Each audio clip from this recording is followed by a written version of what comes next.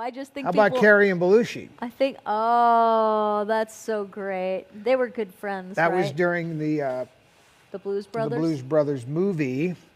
She was engaged to Danny at this time. But what's interesting about him is he loved Carrie. And they were always really close. And he was so disappointed when Carrie broke it off with Danny. So disappointed that was the night that he died. And he was talking to me about how upset he was that Carrie had broken it off with Danny. So before I met you, before we got together, I remember reading the book Wired. Yeah, about John Belushi. And I remember reading that you may have been the last person to actually talk to John Belushi before he died. Yeah, and at the time, I felt very uncomfortable about talking about that. The guy that wrote the book called me and they wanted to talk to me, but because of the way it was really raw, I just didn't have anything to say. I wrote a little bit more in my book about it, but even at that point, I never really said everything that was said that evening. But we were all pretty good pals, to some degree. More so Carrie, obviously, than me. But we were neighbors. I lived down the street from him.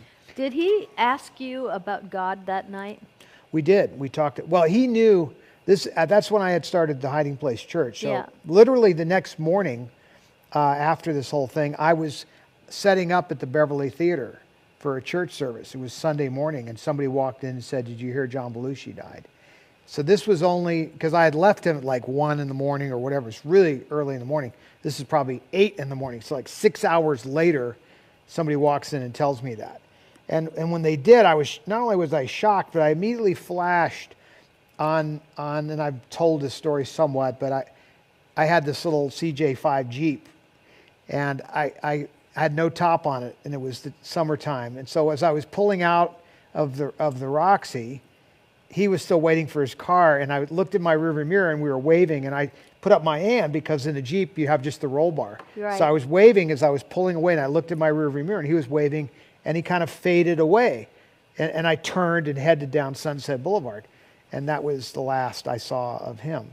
And next time I heard about it was that church in the morning at that church service. I was truly, it was startling because I didn't ever have anything like that happen to me before. I'd never been with anybody a moment before that had left the earth, especially somebody like that who was not only, he was just really, we were all very sort of interconnected because of Danny and Carrie. We were all interconnected in a funny little way. I used to go to the Chateau Marmont with Carrie. I even remember meeting, I was at the Chateau Marmont with Carrie when he was doing his lines for Animal House.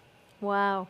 So we had a long history, all of us, and I used to go up to his house. He had play music up there all the time, and he lived up Coldwater to the left. So it was startling for me because I had never experienced a loss like that, and also being at that time, a Christian who was thinking in terms of, the finality of how you don't know what tomorrow brings. I was still in my 20s, but it's still like, wow. Like a bus could fall on you the next day. No, yes, they always say tomorrow is promised to no one. And I think that there is something to that. But what did he ask you about your Christian walk or something? I just seem to recall reading first he was, I won't get into the details of some of the stuff, but he had just asked a little bit about, what I was doing. And this, I had just finished doing Jesus at the Roxy, and we were at the Roxy, and he had knew about that event. So we had an event at the Roxy where a lot of Christians from Stevie Wonder on down came and just did little numbers, and we raised money for some causes at the time, but it was all these believers that got together and sang, not whatever if they felt like singing. A lot of it was just raw, like what you might call sort of like contemporary worship music. There was a performer that I had never heard of that came in there and sang I guess you'd say sort of a soul gospel tune. It was just him and piano, and I didn't even know who this guy was. I was just blown away. It was a guy named Keith Green, and I was like, but he's just playing piano himself. And I was like, so there were people that were playing there that were incredibly talented. Wasn't always famous, but it was a magical time. And anyway, so we had chatted about that, and I would have never pressed him. That was another thing that was on my mind, was like, had I known that this was the last few hours that he was going to have on earth, would I have done something differently? Would you have said something different? Well, I say and done. Yeah. And the answer is sure. I always take my best shot. I mean, I no, try but I to mean, be, think about when that. You I don't know know that somebody is near the end, because I've been with a lot of people who are I did not think of that for a second. Yeah. We were 20-something years old, and we were indestructible. We were going to live forever, all of us, including him. That's what his whole thing was.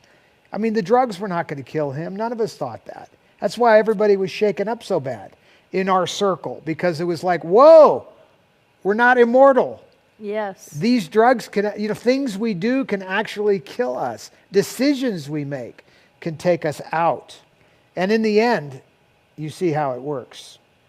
Wow, I just think that that's an amazing story, really, that you would be one of the last people to speak with him, probably until he got back. Well, and then you ask yourself... It also is a lesson in who you let into your life. But because the woman that gave him the drugs, she... Well, she was the last person, obviously. No, of course. But I'm just saying, his death was a real wake-up call to the community. It was. To the world, really. And, because he was so very loved, John Belushi. Oh, for sure. Because he was a really sweet person. Yeah. But for me, what happened to me after this was, it changed, how I looked at, those moments. As you're with somebody, you have no way of knowing. Like I said, we were all indestructible. There's no way that nobody was thinking that was his thing. And for Carrie and a lot of others, they just didn't think they could be taken out, by this lifestyle. And he was just including it in his mood stabilization. Mm-hmm. The conversation, I won't get into the details that night, was about mood stabilization, which is a conversation I'm intimately familiar with because of Carrie, and he knew it. So we were talking about that. But that gets, it still doesn't, you see in this desire, to control all of that, the voices. Right. To control and to have a moment, to have a break, you put yourself in harm's way to the point where you don't make it.